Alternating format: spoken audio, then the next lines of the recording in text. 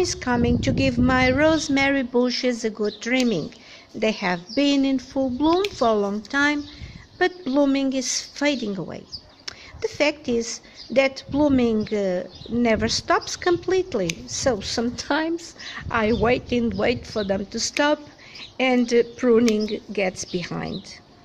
And that is not good, because they can get woody and naked underneath. Some trimming will make them bushier. The general rule for trimming rosemary is not to take more than 1/3 of the plant at any time and make the cuts just above a leaf joint. Bundles like these can be dried upside down on a dark, cool place for later use, but I do not bother doing it. I can get fresh leaves whenever I want, as these are evergreen bushes. We are now looking at my rosemary bushes when they were in full bloom a few weeks ago.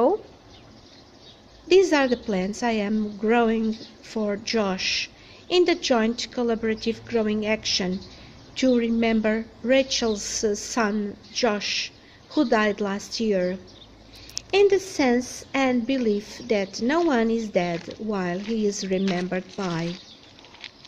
Most of us never met Josh personally, but we can remember him starting his air plant business. And if you are not aware of this initiative, please check the information in the description box below this video. The worst thing that can happen to any parent is the loss of a son or daughter. It's my feeling that people are uneasy and reluctant to talk about it. They just don't know what to say to the family.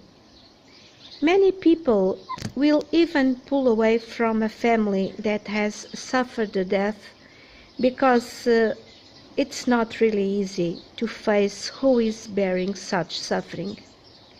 Therefore, this collaborative growing might be very important, not only to Rachel and family, but also to those that are cooperating.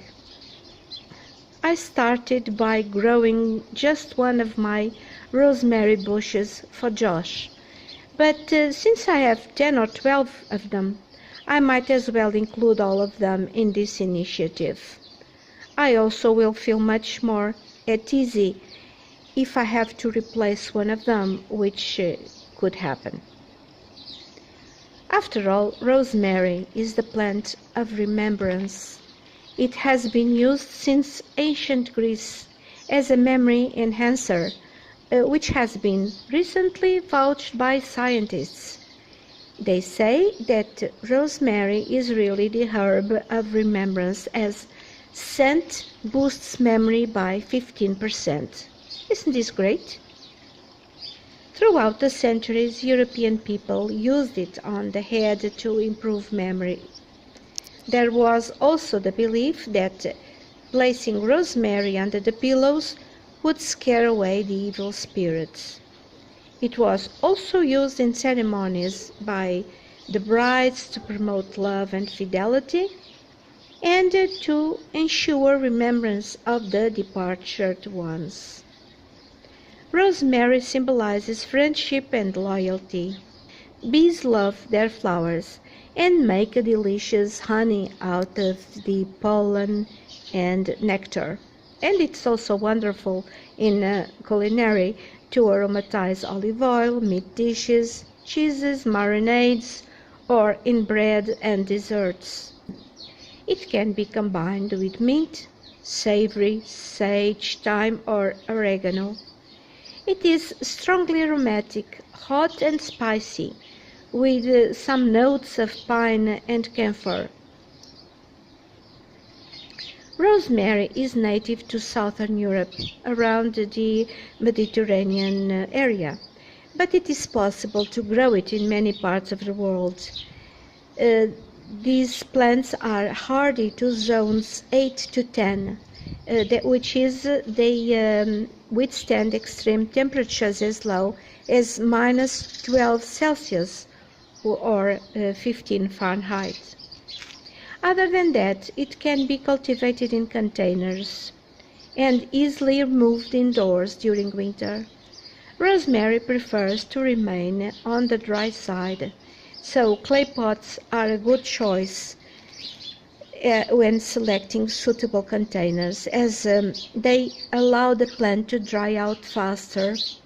Rosemary should be watered thoroughly when the soil is dry to the touch, but we must allow the plants to dry out between watering. Even indoors, rosemary is an easy plant to grow, but will require at least 6 hours of good light. And this is it for today. Thank you for watching, and I'll be seeing you in the next video. Bye!